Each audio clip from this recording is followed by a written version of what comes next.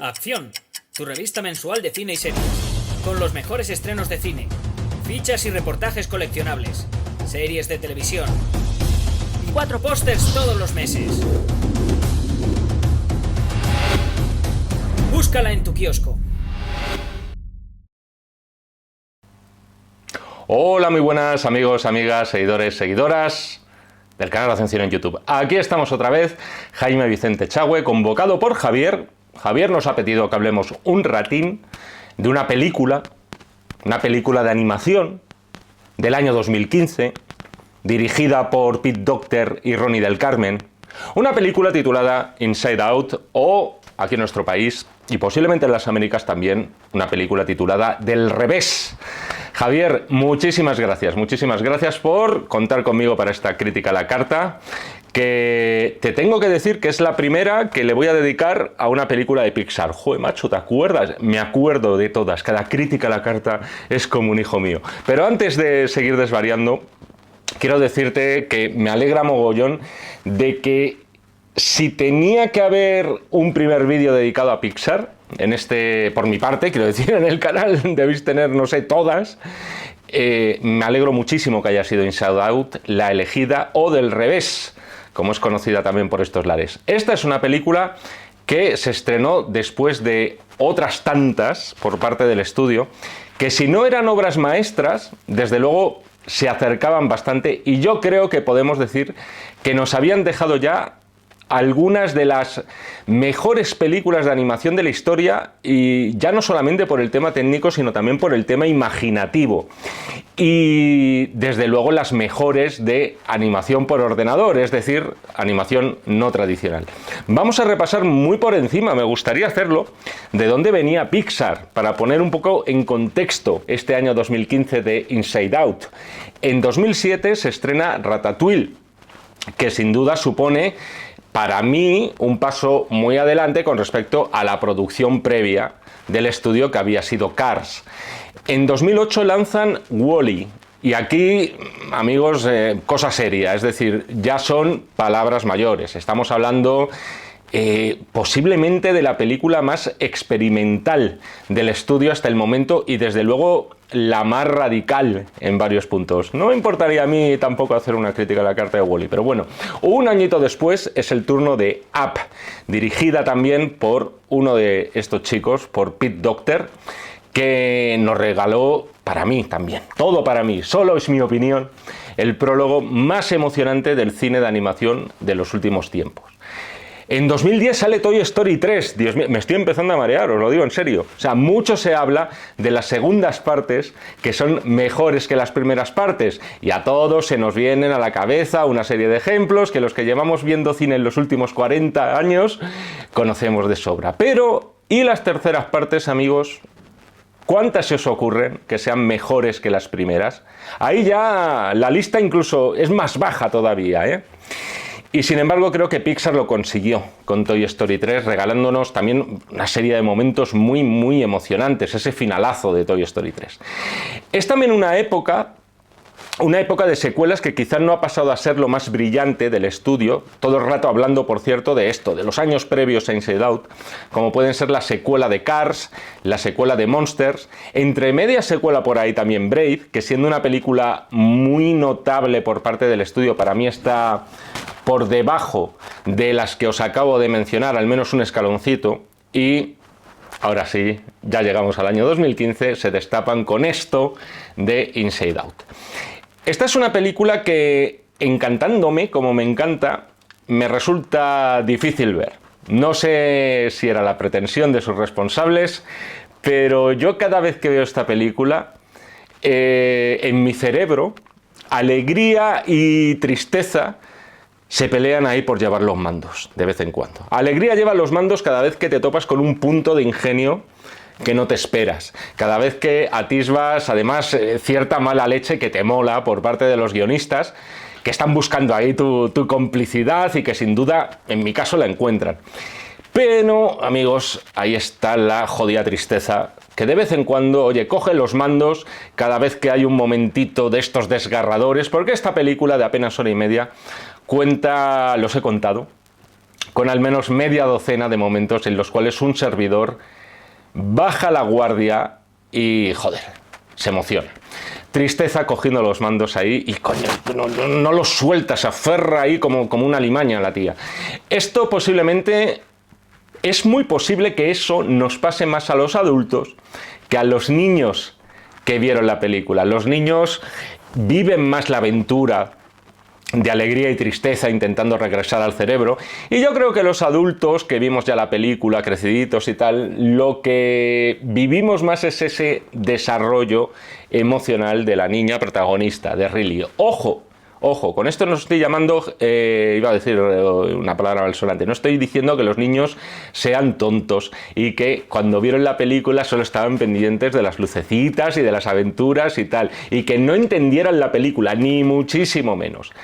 Eso no es. Esta era la película favorita de mi sobrina, ahora ya convertida en una adolescente, y os puedo asegurar, porque además la vi con ella también, que la entendía perfectamente. Pero es verdad que los adultos, cuando estamos viendo Inside Out, yo creo que somos más conscientes de lo que significa todo, porque nosotros sí hemos atravesado esa etapa, al contrario que el público infantil. Porque Inside Out es una película, al fin y al cabo, sobre la pérdida, sobre perder cosas.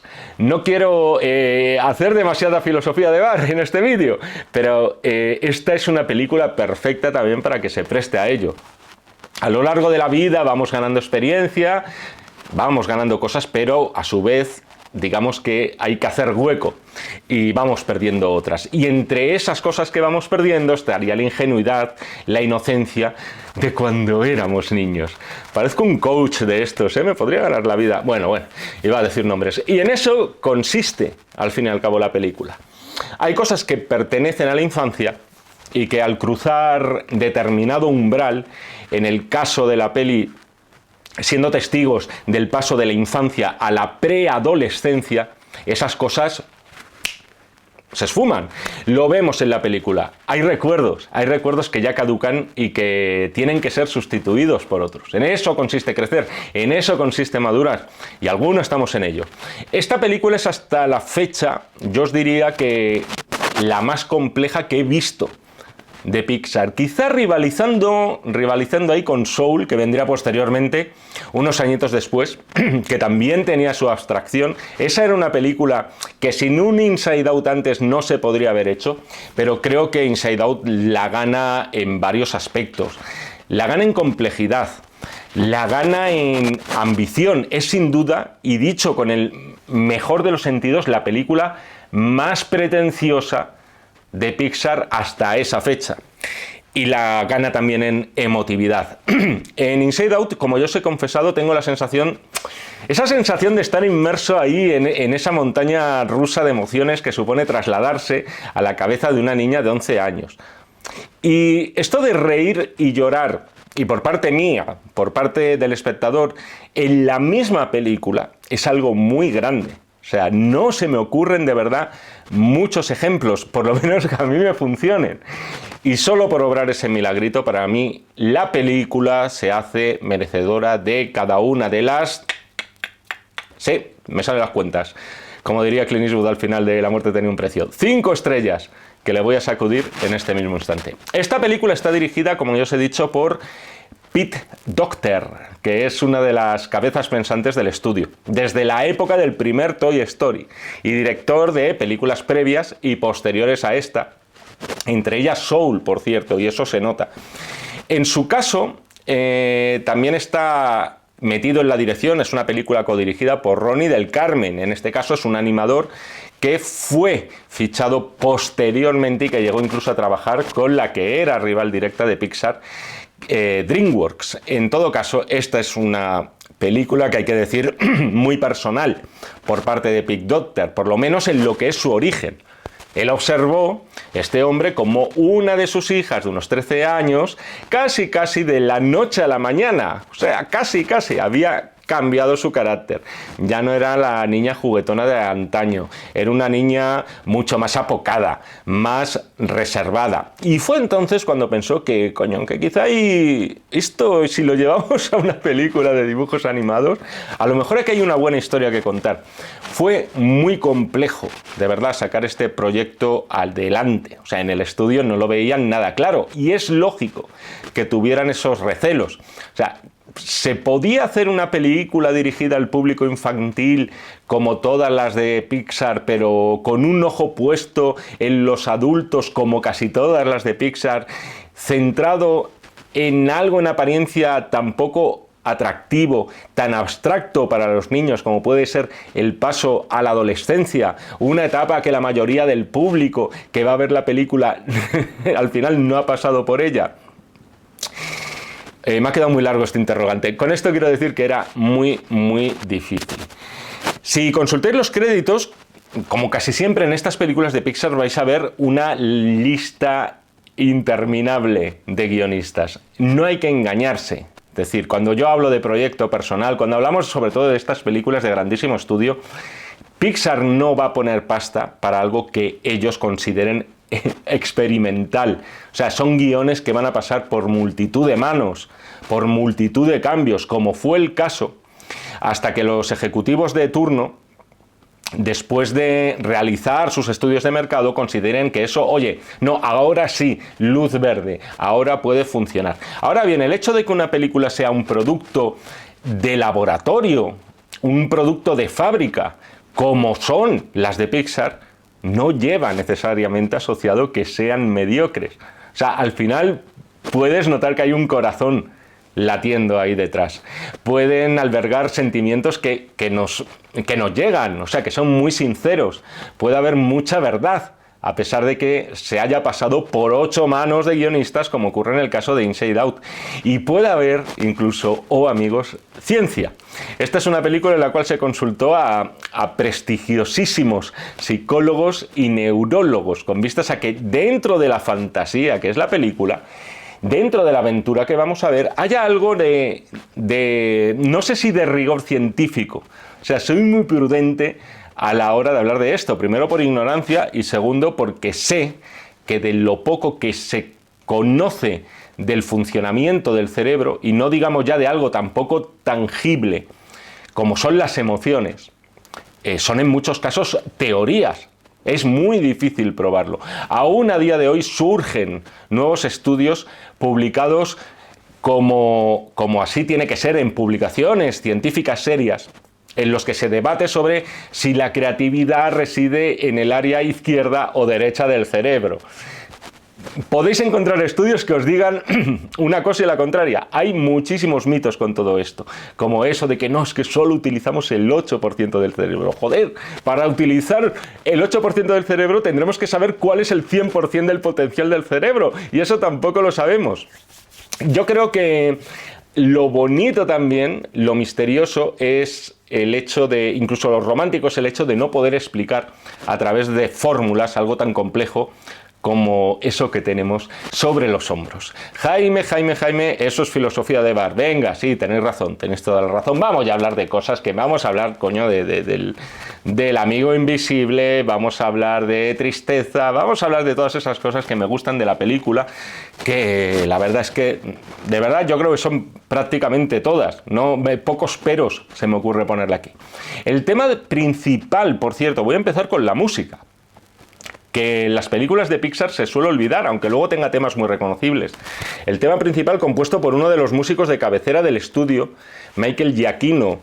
En una película tan emocional en todos los sentidos como es esta, tiene que haber también una banda sonora que apele a las emociones, y eso ocurre con el tema principal, del cual escuchamos varias variaciones a lo largo de la película. Las notas son siempre las mismas, pero dependiendo de cómo se interprete, puede sonar más alegre, más melancólico, más tímido o más iracundo, como los protas. La banda sonora en las películas de Pixar es verdad que acaba siendo, la mayoría de las veces, por menos mal que no hay canciones, acaba siendo más una guinda que un ingrediente esencial. No hablamos, ya os digo, de bandas sonoras hiperreconocibles al sonar unas pocas notas, pero sin duda son inmejorables también, como ocurre aquí, a la hora de redondear lo que es la propuesta. Esta es una película también que despierta muchísima ternura, es decir, ¿cómo resistirse a esos ojos de los personajes, esos ojos enormes, prácticamente te están desarmando? Eso ocurre al principio, cuando vemos el nacimiento de Riley y vemos también el nacimiento de ese centro de operaciones que es el cerebro. Y me parece importante eso también. Y creo que es el momento de hablar de él, de las emociones, que son al fin y al cabo los grandes personajes de esta película. Por lo menos vamos a decir que sobre todo dos de esas emociones. La primera emoción que hace acto de presencia en ese cerebro recién nacido es alegría. Esto es un detalle interesante, quizá no lo tenemos muy en cuenta, pero alegría, o joy, como se llama en la versión original, también acaba de nacer. Es decir, alegría es también una niña pequeña, también es caprichosa, también va a ir aprendiendo. Por cierto, ¿os queréis creer, ya que estamos hablando de alegría, os queréis creer que yo, que soy fan y redento de las primeras 10 temporadas de Los Simpson, venga, podemos alargar hasta 11, incluso 12, conocedor posiblemente de 2 centenares de frases, de gags, de chistes varios de Los Simpson, no me había dado cuenta hasta ahora? Esta vez, hasta ahora no ha sido, Javier, cuando me he dado cuenta que me ha pedido la película, la semejanza entre Joey y Marge Simpson. En fin, Joey es de color amarillo, con el pelo azul y un vestido verde. O sea, Joey podría ser como una Marge Simpson de pelo corto. ¿Esto es algo intencional o una casualidad? Como decía el chiste de Eugenio, lo ignoro. Que lo ignorito más bonito. Os lo conocéis, los mayores de 40 os lo conocéis. Hablar a estas alturas también del virtuosismo técnico de Pixar, yo creo que es gastar saliva y se me va agotando por momentos. Es curioso cómo mientras otros estudios o directores se han preocupado mucho de hacer películas de animación cada vez más hiperrealistas, intentando sustituir actores por modelos calcados digitales, y se me viene a la cabeza, por ejemplo, el Beowulf de Robert Zemeckis, en Pixar han estado a lo suyo, es decir, han estado a otra cosa. Nada de hiperrealismo. Es decir, los dibujos van a seguir siendo dibujos. Los vamos a percibir como tales, pero eso sí, a perfeccionar hasta el último, y me está dando el cambio de hora, hasta el último movimiento del pelo de una ceja. Eso sumado al uso de la tecnología 3D, de la cual Inside Out, por supuesto, tampoco se libró. Eran los años loquísimos del 3D. En todo caso, sí que quiero destacar una cosa que he echado en falta en películas posteriores de Pixar, o mejor dicho, una cosa que me ha sobrado en películas de Pixar de después, como pueden ser Red o la más reciente Elemental. Inside Out no es una película sobrecargada de elementos escénicos. Es decir, no sé si decir que es minimalista, porque eso quizás sería demasiado, pero sí me da la sensación de que, teniendo en cuenta la complejidad de los elementos narrativos de esta película, plan, hablar de emociones, tal, han optado por una puesta en escena, y aquí en la animación también hay que reseñar eso, una puesta en escena limpia o diáfana, como se dice ahora. Todos los escenarios tienen que ser, digamos que bastante claros, bastante transparentes, para no liar más la madeja. Por ejemplo, esa sala de mando, donde están las emociones, apenas hay otros elementos que no sean la pantalla y la tabla de mandos, poco más. Los recuerdos, por ejemplo, se representan en simples bolitas. El diseño de los personajes de las emociones es muy sencillo. O sea, cada uno representado con el color que tradicionalmente podemos asociar a cada emoción. O sea, ese concepto maravilloso, maravilloso de las islas de la personalidad. Ahí se notan esas conversaciones con neuropsicólogos y demás expertos.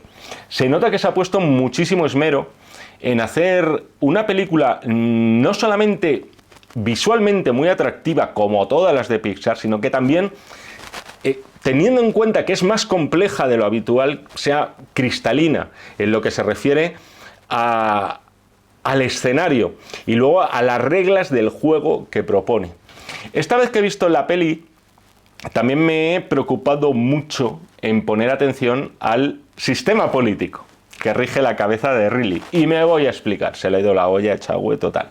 No es exactamente una democracia en la cual en una milésima de segundo alegría, tristeza, ira, miedo y tal, y asco, perdón, ¿por qué me olvidaré de asco? Tengan que votar democráticamente para decidir, oye, joder, qué emoción, ¿quién de nosotros va a tomar los mandos ahora? ¿Qué emoción tiene que mostrar Riley en cada momento? Me he estado fijando en esto, porque claro, es otro de esos temas que dices, peliagudo, ¿cómo lo resuelves? Se supone que cada uno de los personajes de las emociones sabe cuándo tiene que tomar los mandos de la niña. Y siempre con un mandato, todo con vistas a protegerla. Es decir, las emociones actuarían de acuerdo a un instinto de supervivencia, o sea, por el bien común, por el bien general. Hay que proteger a esa niña. Y si para protegerla hay que cabrearse o sentir asco o miedo, qué duda cabe que esa emoción va a tomar los mandos. Pero el problema surge cuando Alegría parece querer acaparar los mandos. Incluso en aquellos momentos en los cuales el Don't Worry, Be Happy no es la mejor opción. Y ese es el mensaje más original que nos deja la película, para mí. No tenemos que fingir todo el tiempo. No tenemos que fingir que no necesitamos ayuda. Hay momentos en los cuales es inevitable e incluso terapéutico que la tristeza tome los mandos. Y es por eso que, pese a su metedura de pata inicial, de tristeza, nuestras simpatías siempre están con tristeza en la película. Pues no, yo voy con alegría, tal. Las mías no. O sea, yo voy con tristeza a muerte. ¿Por qué será? El comportamiento de Alegría hacia ella, desde el mismo principio, no voy a decir que sea cruel, porque no sería su intención, pero sí que es de marginación total y absoluta hacia ese bicho azul regordito y chato. Esto me parece otra de las grandezas que tiene la película y de las que era difícil zafarse, porque claro, al final esta es una película de ciertas reglas y no las puedes incumplir. Los personajes de las emociones están atados a su personalidad. Es decir, Alegría puede hacer lo que le dé la gana, pero coño, está obligada a ser alegre. Y la ira está obligada a estar cabreada. Por ejemplo, en ausencia de alegría y tristeza, cuando se ven ya obligadas el resto a colaborar juntas y comienza, por así decirlo, la aventura, el centro de mando se queda en manos de miedo, ira y asco. Es quizá el instante en el que estos tres personajes secundarios de la película tienen su mayor momento de gloria. En ese momento vemos que están manejando el cerebro de Riley cuando está cenando con sus padres y cada uno va actuando según le interesa a él, cada uno, quiero decir, de las emociones. Por ejemplo, Riley contesta a su padre de forma borde. ¿Por qué? Porque ira está a los mandos. La cosa es que cuando interactúan entre ellos, estas tres emociones, coño, también se muestran como son. Por ejemplo, miedo es dubitativo, asco es como siempre sarcástica. Es decir, se nota un trabajo muy fino, y es a donde iba, de guión a la hora de no poder saltarse las reglas que los propios guionistas han planteado desde el principio. Alegría siempre va a ser positiva, tristeza siempre va a ser negativa, y pese a eso, tristeza va a acabar siendo la auténtica heroína de la película y la salvadora de Riley. Alegría no es un personaje infalible. Por ejemplo, acordaos de ese momento en la que se da como una especie de servicio de mantenimiento cerebral, donde se comienzan a tirar ahí recuerdos, vamos a decir, inútiles de la cabeza de Riley, como son el recordar los nombres de todas las muñecas. Tiene detallazos tremendos esta película. Y Alegría no da crédito a eso. O sea, se lleva las manos a la cabeza, pero ¿cómo? ¿Qué barbaridad es esta? Tal. ¿Y eso por qué ocurre? Yo lo interpreto también porque al final las emociones también van madurando. Alegría es también una niña de 11 años y no sabe que así son las cosas. Es decir, Alegría se va a redimir, va a ir aprendiendo también en ese camino. No puedes almacenar todos esos recuerdos simplemente porque crees que te hacen feliz. Para ella es un drama, pero en realidad de eso va la película. Deshacerse de los nombres de esas muñecas es madurar. Que es un detalle, ya lo sé, pero es simbólico, es como un símbolo. Si os fijáis, no hay un... Esta también es una película que destaca porque no hay un solo personaje malo en la película, ni uno. Y que nadie me diga lo del payaso gigante de después. No los puede haber en una película que nos está hablando, al fin y al cabo, de la gestión de las emociones. Y cómo cada una de ellas, insisto en esto, bien gestionada, no hablamos aquí de personas que les dan brotes, por desgracia, son claves a la hora de perfilar nuestra personalidad y nuestro desarrollo. Esta es una gran película también sobre ese desarrollo emocional, esas capas que nos van... Eso no lo vemos en esta película, posiblemente sí que lo veremos en la secuela. Ya sabéis que se va a estrenar secuela de Inside Out. Pero bueno, si queréis luego eso al final lo vuelvo a mencionar. Quiero destacar también algunos momentos de la película que me parecen buenísimos. Además, dentro de una película que por lo menos en su primera hora, es que se pasa en nada. O sea, funciona a las mil maravillas.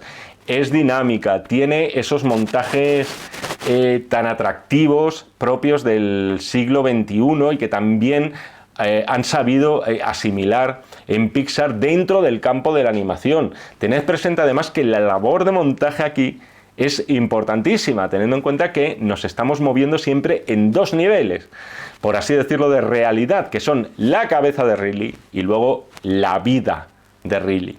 Tenemos que hablar de Bing Bong, tenemos que hablar de Kevin, hay que hablar de Bing Bong, hay que hablar de el amigo invisible de Riley, que solo existe en su imaginación y por tanto condenado a desaparecer. Ya os he dicho antes que esta película tiene momentos tan divertidos como desgarradores y la desaparición de Bing Bong es uno de los desgarradores. Además con esa frase final alegría de llévala a la luna por mí. Al menos no se han recreado demasiado en ese momento para que no resulte masoca, pero es uno de los momentos de verdad más duritos que tiene esta película, en plan de, dices, cabrones, coño, yo venía aquí a pasármelo bien, no hagáis que tristeza coja ahora los mandos, no me apetece, pero tristeza los coge. Luego tenemos más momentos, lo de El Sueño Producciones, con ese unicornio del arco iris, lo de las niñas y su obsesión por los unicornios, sobre todo las niñas, tiene pinta de que es algo ancestral, atávico, centenario, pasarán 100 o 200 años y las niñas pequeñas seguirán obsesionadas por los unicornios y los niños por los dinosaurios. Pues mi hija pequeña le encantan los dinosaurios, a mi hijo los unicornios. Yo en los últimos casos, y es una encuesta que no me la invento, pero por vivencias personales, cuando he tenido que regalar algo a hijos o hijas de amigos de una edad más pequeña que la de Riley, la voy a llamar Ripley en algún momento, me dicen, regálale algo de unicornios a la niña. Algo de un cuaderno de estos con unicornios para dibujar. Algo relacionado, un peluche de unicornios. A tiro hecho que vais, que lo sepáis. Pero al lío, El Sueño Producciones, ese plató en el que se ruedan o graban esos extrañísimos sueños que todos tenemos. Entre ellos, por cierto, uno que os confieso que yo periódicamente, ahora cada vez menos, sigo teniendo. Puede que menos que antes, es verdad, pero que de vez en cuando, joder, es muy desagradable, y es el de la caída de dientes. Más que caída, es... ostras, os voy a contar mis sueños en un vídeo, de verdad, queréis que os lo cuente. No se suelen caer, es algo todavía peor. Es que están siempre, se pueden tambalear. O sea, pero bueno, no se acaban cayendo, pero dices, ostras, es que me lo puedo quitar, me lo puedo quitar. Así, eso decían, por cierto, que te pasaba cuando pasabas precisamente de la juventud, vamos a decir, a la madurez. Yo a la juventud ya tengo que tener un espejo de retrovisor, pero de unos 100 aumentos más o menos para verlo. Pero, macho, sigue cayendo el sueñecito. Pero bueno, este momento de... ya me he vaciado. Este momento de alegría, tristeza y Bing Bong intentando despertar a Riley a través de uno de sus sueños, diciendo, no, vamos a provocarle un sueño malo, con el perro ese cortado por la mitad, miedo que está viendo... hay uno que está viendo, no me acuerdo de qué personaje era, que está viendo todo eso, el director posiblemente, y de repente, ¡buah!, escupe el café. O sea, a mí me parece uno de los momentos cómicos de farsa pura más logrados de toda la filmografía de Pixar. Es uno de los instantes que más me han hecho reír de toda la película. Por eso os digo lo puñetera que es Inside Out. O sea, venga, Bing Bong, Palmatorium, y luego te encuentras, bueno, lo de Bing Bong es posterior, pero antes te has encontrado con este puntazo del sueño este, el sueño que emocionó a Buñuel.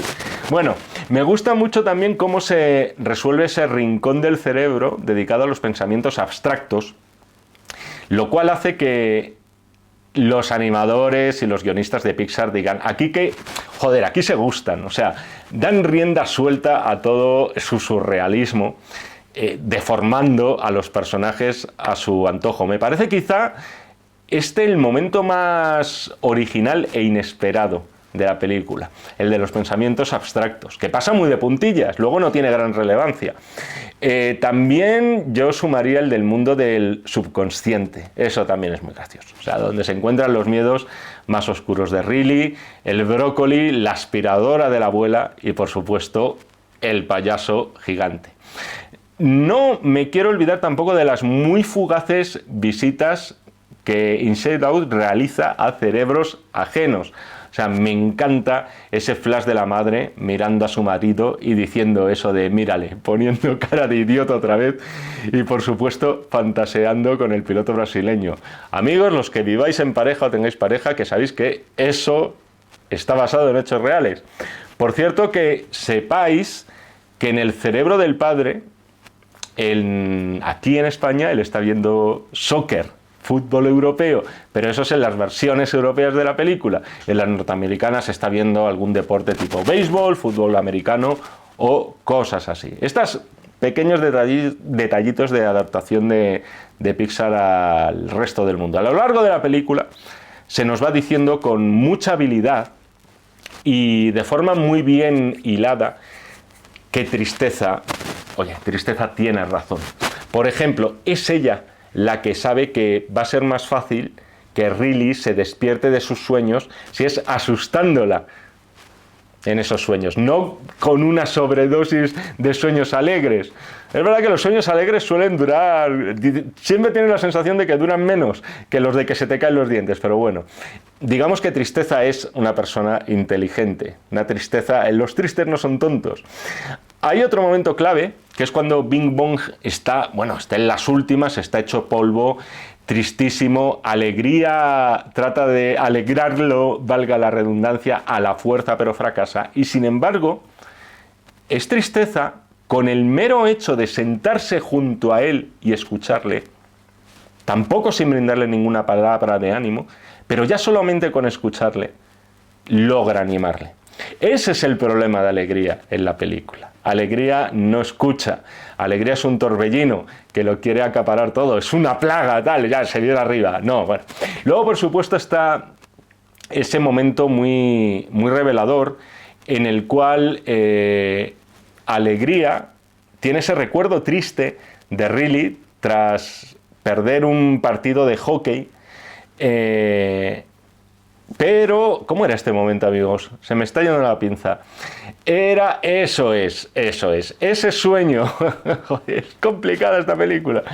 Ese sueño, ese recuerdo de Riley siendo más pequeña, triste, ¿por qué? Porque había perdido un partido de hockey.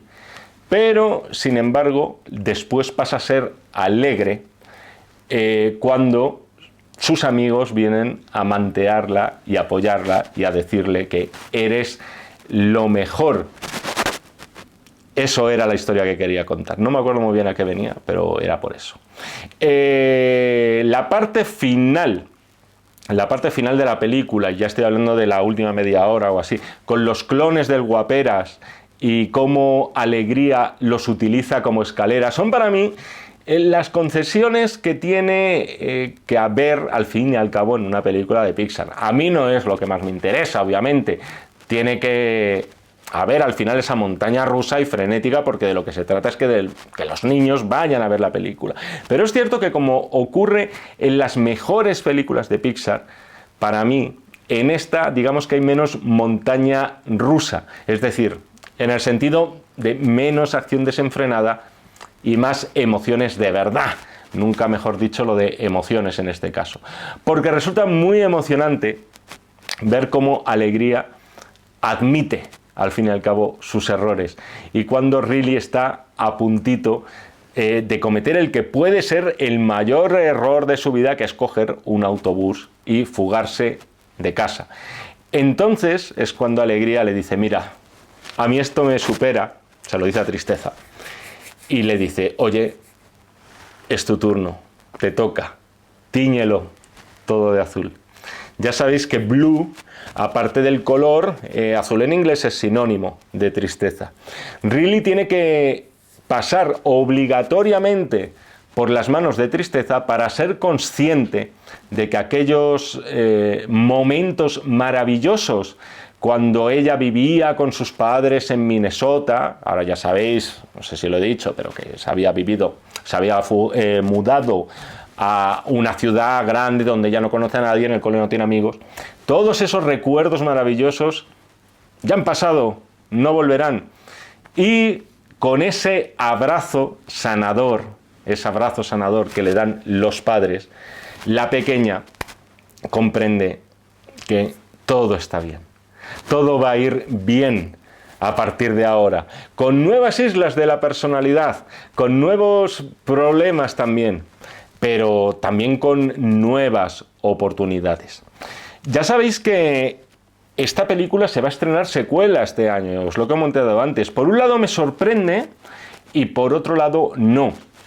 No me sorprende porque es lógico pensar que el estudio quiera resucitar un antiguo éxito y tratar de amortizarlo como una secuela que sin ninguna duda va a despertar mucho interés. Por otro lado, me sorprende porque Inside Out yo la metería en esa categoría de películas especiales de Pixar que me ha dado siempre la sensación que el estudio no quiere explotar pese a ser un éxito. Por ejemplo, no hay una secuela de Up, tampoco la hay de Wall-E. Es como si hubiera cierto pudor en lanzar secuelas, así como Locos y tal, de aquellas películas, vamos a decir, más especiales, más personales del estudio y, por qué no decirlo, las mejores. En este caso vamos a tener secuela, la vamos a tener a Riley de adolescente, la vamos a tener con nuevas emociones, como es la ansiedad.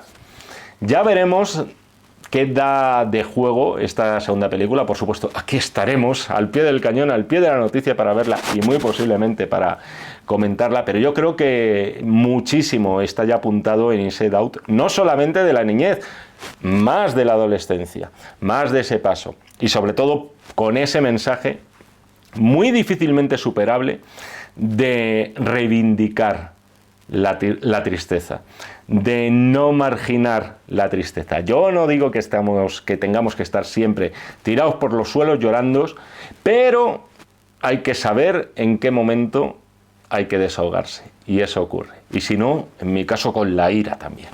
Y hasta aquí la crítica. Ira merecía, creo que tiene un cortometraje por ahí, pero habría que hacer una película sobre la ira. Hasta aquí la crítica a la carta de Inside Out. Javier, 1.000.000 de gracias. No sé si se ha notado, pero esta película la verdad es que siempre me ha gustado muchísimo y me ha interesado muchísimo profundizar más en ella. Te lo agradezco un montón la petición. Espero de corazón que te haya gustado y espero de corazón que os haya gustado al resto de vosotros. Ya sabéis que aflora y alegría y no ira por todo lo que habéis escuchado en los últimos 40 minutos. Y que aflore también alegría a la hora de pedir críticas a la carta en este canal. Ya sabéis, las instrucciones están un poquito debajo de este cabezón. ¿Dónde? Dadle al más, varias vías, Telegram, WhatsApp, ponéis en contacto con la revista, lo pedís. Quiero que Chagüe me haga una crítica a la carta de Wally, por ejemplo, de Mil Amores. Esa os digo que sí, seguro. Y ya sabéis dónde encontrarme. Nos seguimos viendo, de hecho, aquí en el canal de Acción Cine en YouTube, y por supuesto nos seguimos leyendo en este y en todos los que están por venir de los números de la revista Acción. Muchísimas gracias y hasta otra. Acción, tu revista mensual de cine y series, con los mejores estrenos de cine, fichas y reportajes coleccionables, series de televisión y 4 pósters todos los meses. Búscala en tu kiosco.